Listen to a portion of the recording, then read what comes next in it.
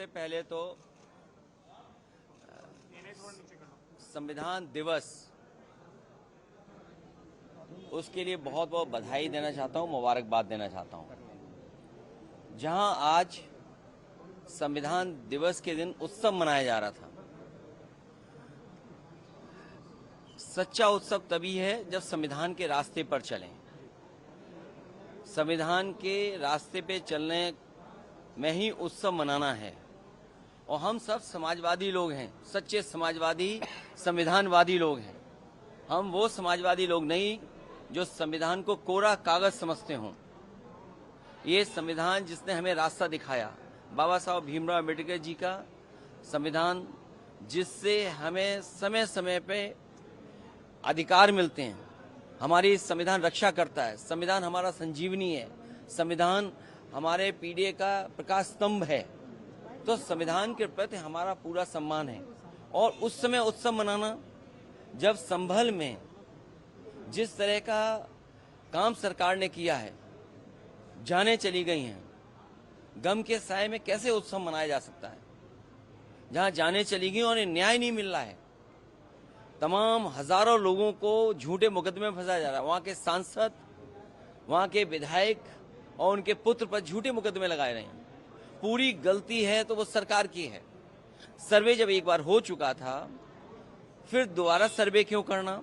और अगर दोबारा सर्वे भी करना था तो आपस में बैठ करके बातचीत की जा सकती थी। बातचीत कर करके जो बातें रह गई थी उनका दोबारा सर्वे कराया जा सकता था। सर्वे के खिलाफ नहीं थे, लेकिन जिस तरह का सर्वे करते समय जो टीम के पीछे नारे लगा रहे थे, क्या उनके खिलाफ कोई कार्रवाई हुई?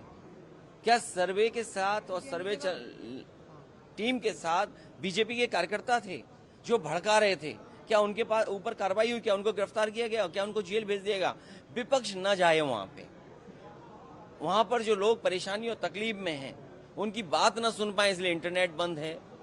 वहां पर कोई जा नहीं सकता है। हमारे दो लीडर ऑपोजिशन हैं, दोनों हाउस के, दोनों जाना चाहते हैं आज, लेकिन दोनों को जाने की परमिशन नहीं दे रहे हैं।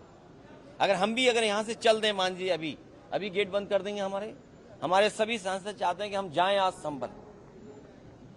अगर हम संभल जाने के कहेंगे तो कहेंगे संविधान नहीं मानते, कानून नहीं मानते, सरकार का नहीं मानते। तो ये भारतीय जनता पार्टी के वो लोग हैं जो मन विधान से चलना चाहते हैं, संविधान से नहीं।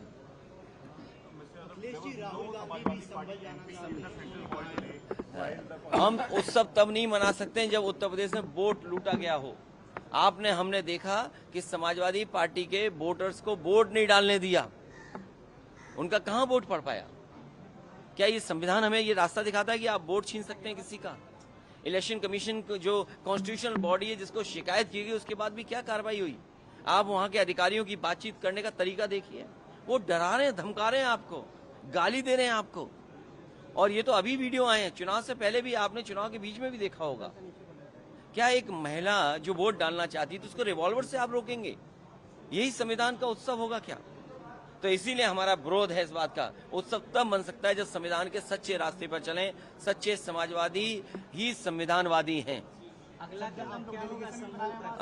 हमारा डेलीगेशन है और लोगों से मिलने के लिए, वहां के लोगों के सामने जो तकलीफ परेशानी है उनसे मिलने हमारा डेलीगेशन जाएगा।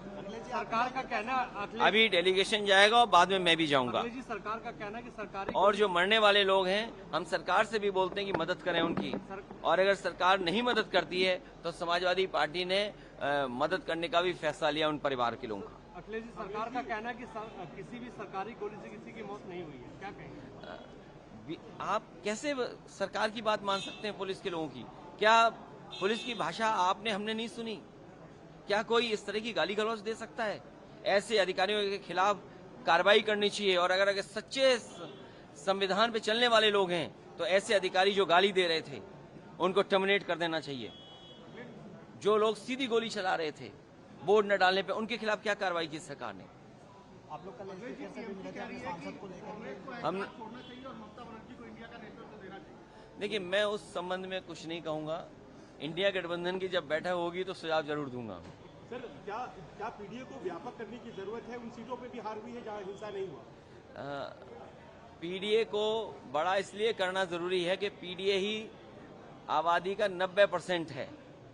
पिछड़े दलित, अल्पसंख्यक, पिछड़े दलित, आदिवासी और आदि आबादी अगर हम कुल मिला लें और पीड़ित दुखी अगड़े भी अगर हम मिला लें तो 90% लोग दुखी हैं सरकार से।